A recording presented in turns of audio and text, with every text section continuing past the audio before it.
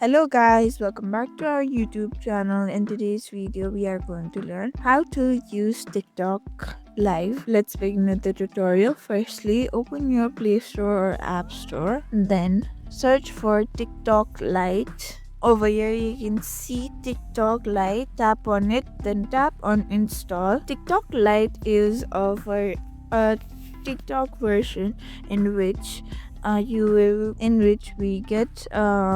which the storage is very less, but we get the similar quality of TikTok uses at the same time. And if your Android or your iPhone has older version like iPhone 6, 7, 8, then TikTok might not work. You might have to use TikTok Lite for it.